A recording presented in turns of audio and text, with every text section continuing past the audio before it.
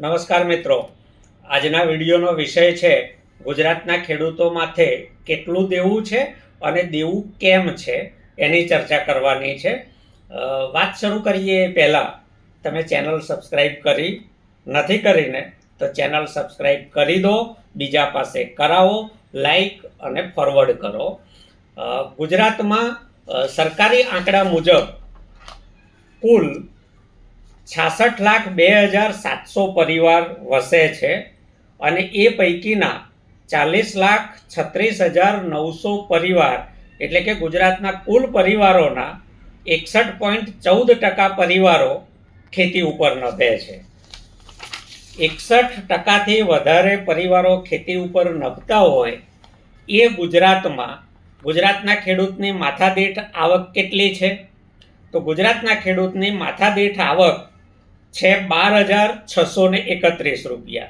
આપણે વિકસિત ગુજરાત કહીએ છીએ, સમૃદ્ધ ગુજરાત કહીએ છીએ, પરંતુ ભારત સરકારના કૃષિ વિભાગનો જે અહેવાલ છે એ જોઈને તમને આશ્ચર્ય થશે કે આપણા કરતાં બિહાર, પશ્ચિમ બંગાળ, ઓડિશા, છત્તીસગઢ અને ઉત્તરાખંડના ખેડૂતોની માસિક આવક વધારે છે।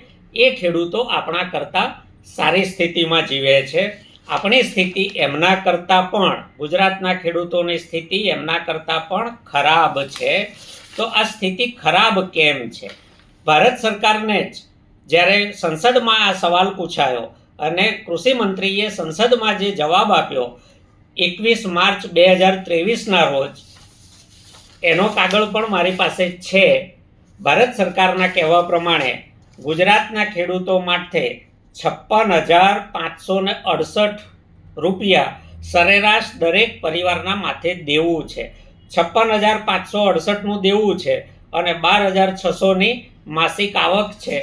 આ દેવું ક્યારે અને કેવી રીતે ચૂકવાશે એ બહુ મોટું આશ્ચર્ય છે। દેવું કેમ થાય છે? તો હું આજે ગુજરાત સરકારના જે કૃષિ નિયામક છે, જે અઠવાડિક વાવેતર વિસ્તાર વેબસાઇટ પર અપલોડ કરતા હોય છે, એના આંકડા જોતો હતો। ચોમાસું ખેતી પતી ગઈ છે, શિયાળુ વાવેતરો મોટાભાગના પતી ગયા છે, ક્યાંક 10-12% વાવેતર હવે કરવાનું બાકી હશે। હમણાં તમને યાદ હોય તો 11 તારીખે જ્યારે ગુજરાતના મુખ્યમંત્રીએ ટેકાના ભાવની ખરીદીની હિંમતનગરમાં શરૂઆત કરાવી ત્યારે એમણે ભાષણમાં કહ્યું હતું કે ગુજરાતમાં 62 લાખ હેક્ટર જમીનમાં સિંચાઈનું પાણી પહોંચી ગયું છે।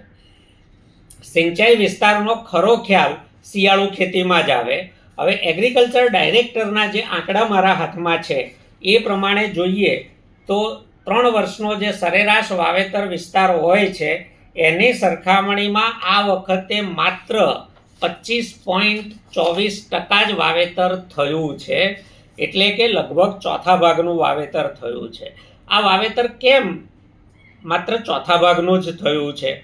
ચોથા ભાગનું વાવેતર થવાના મુખ્ય કારણો મારી દ્રષ્ટિએ એ છે કે આ વખતે ચોમાસું ખેતીમાં ખેડૂતોને મોટું નુકસાન ગયું, પાક વીમો હતો નહીં, સરકારી વળતર આવ્યું નહીં, એટલે આર્થિક રીતે શિયાળુ વાવેતર કરવા માટે ખેડૂત મુશ્કેલીમાં હતો।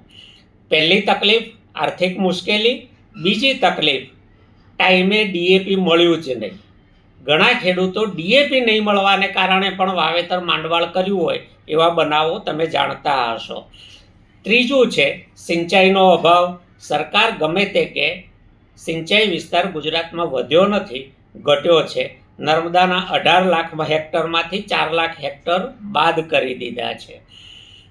એ ઉપરાંત જે બીજું કારણ છે, સરકારનો આ ત્રાસ છે એ તો છે જ, દિવસની વીજળી નહીં, સિંચાઈનું પાણી નહીં, ટાઈમસર ડીએપી નહીં અને વળતર પણ નહીં। એની સાથે સાથે ચોપગા, ભૂંડ અને રોજનો પણ ત્રાસ છે, જેને કારણે ગુજરાતમાં શિયાળુ ખેતી ઘટી રહી છે। આ બધા કારણો ભેગા મળી અને ગુજરાતના ખેડૂતને દિવસે દિવસે દેવામાં ડૂબાડી રહ્યા છે। ગુજરાતના ખેડૂતની સ્થિતિ દિવસે દિવસે ઘટી રહી છે। હમણાં હું સ્ટેટ લેવલ બેન્કિંગ કમિટીનો અહેવાલ જોતો હતો તો અગાઉ બેન્કિંગ કમિટી એની દરેક મિટિંગમાં ગુજરાતના ખેડૂતો માથે લાંબા ગાળાનું દેવું કેટલું છે, ટૂંકા ગાળાનું દેવું કેટલું છે અને પાછું ન આવે એવું દેવું કેટલું છે એના આંકડા જાહેર કરતી હતી. છેલ્લી 2 મિટિંગો મેં જોઈ જેમાં ખેડૂતો ઉપરના દેવાના આંકડા આપવામાં આવતા નથી. એમને પાક વીમા જેને ચૂકવવો છે એ ખેડૂતો પણ મળતા નથી એવું 2 મિટિંગની મિનિટ્સમાં મેં જોયું છે. અને હવે જે સ્થિતિ થઈ રહી છે એમાં એક જાણકારી મુજબ ગુજરાતના ખેડૂતો માથે હાલના તબક્કે 96,000 કરોડ રૂપિયાનું દેવું છે. હવે આ 96,000 કરોડ રૂપિયાનું દેવું ગુજરાતના ખેડૂતે સિંચાઈ વગર, પાક વીમા વગર, વળતર વગર, ડીએપી વગર અને ડીએપીની સાથે પાછું લટકામાં નેનો ડીએપી, એ બધી જ મુસીબતો વચ્ચે આપણે આ દેવું ઉતારવાનું છે.